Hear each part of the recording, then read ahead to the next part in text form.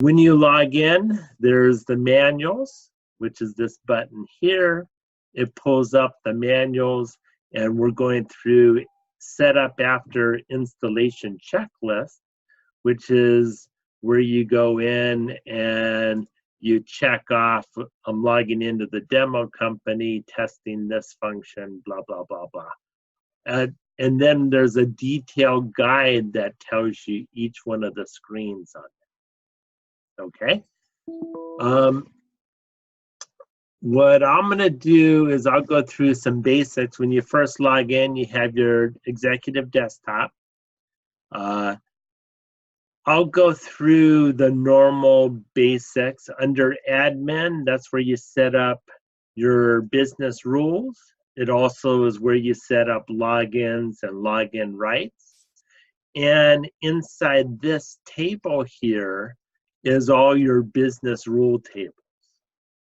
So for each application, it's broken down: purchase order, inventory control, leads, payables, receivables. These have all the different business rules for processing transactions.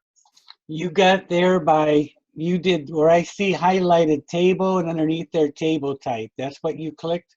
Yeah, I clicked on table. So admin rule setup table.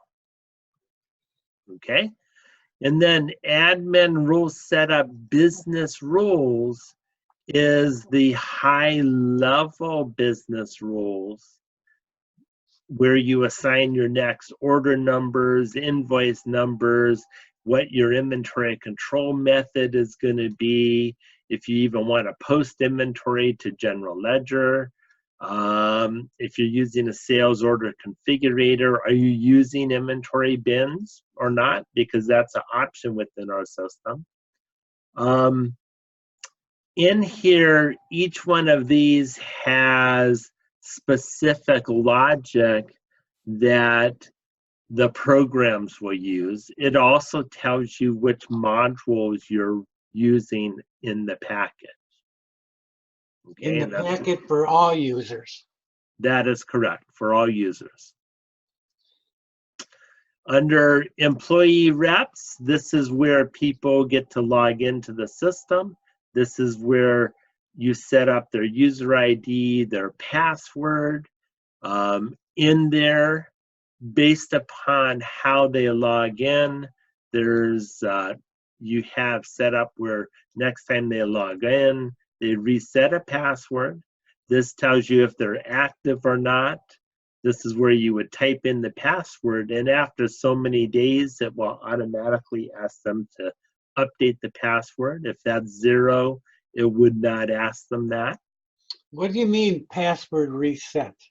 Yeah, so when you first log in, it will come up and say, hey, 90 days is up, you need to change your password. Okay. So the system will automatically make them do that. Yeah, my bank does that. I hate it. If they're a sales rep and they get commission, this is where it would calculate the commission, and you can set up tiers. If they're a salesperson, you can set up groups for customer relations management. This is also where you set up where their email address is, and that will automatically return an email address. So this is all basic setup stuff that is under admin rule setup.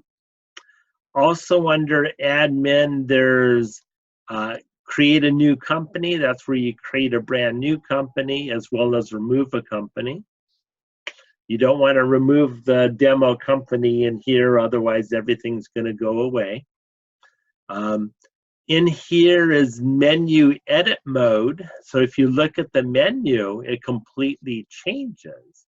That's because we give the user capability to set up what user category can see this screen.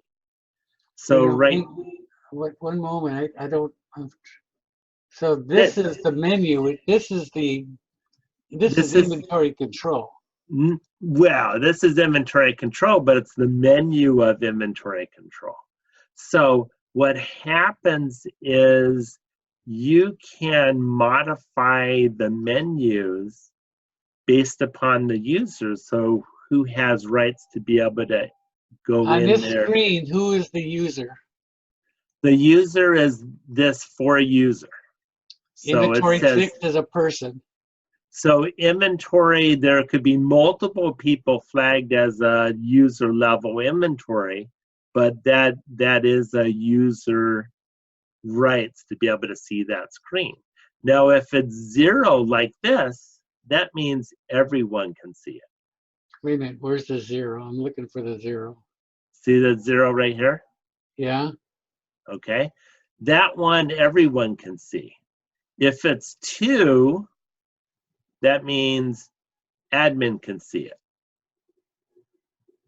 So there's numbers associated to each one of these, and this is the number here.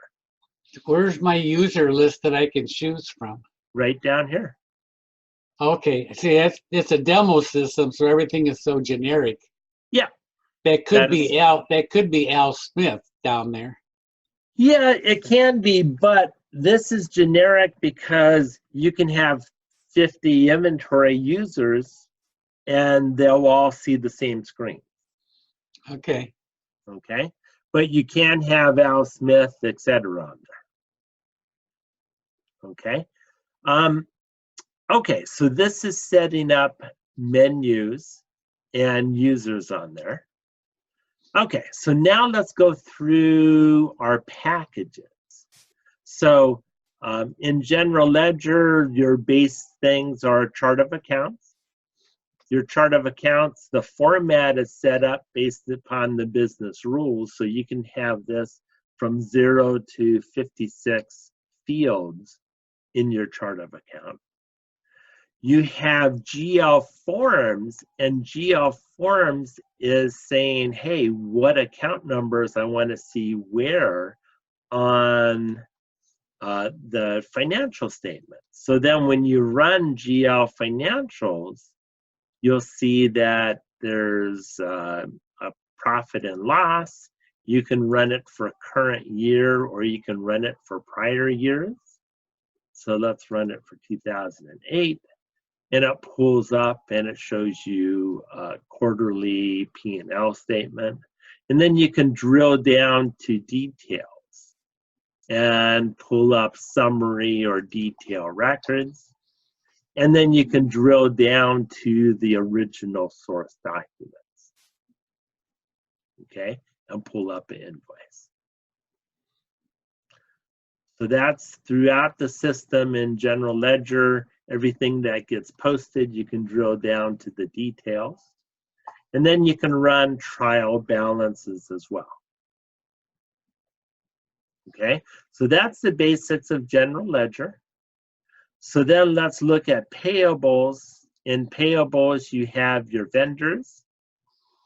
And in your setup of your vendors, you have a kind of like a remit to location where you cut the checks for. You have options for configuration, how you're going to pay them, and their terms. And then you have vouchers associated to them, and you can pull up historical vouchers. Okay, as well as enter in vouchers. So then within that, if you want to pay something, you would go select to pay, pull up and say, yes, I want to pay that. And then you would go print checks, say what bank account you're doing it, your next check number, verify that. It generates your checks, and then you can post it. And posting it will send it to General Ledger and process the checks and vouchers. And then you have receivables. Receivables is where your customers are located. I'll pull up a customer, and they have bill to, they have credit information, they have multiple ship tos. You can assign sales reps or not. You have notes associated to them. But important things are they have history. And then in that history, they have open items that are needed to be paid for.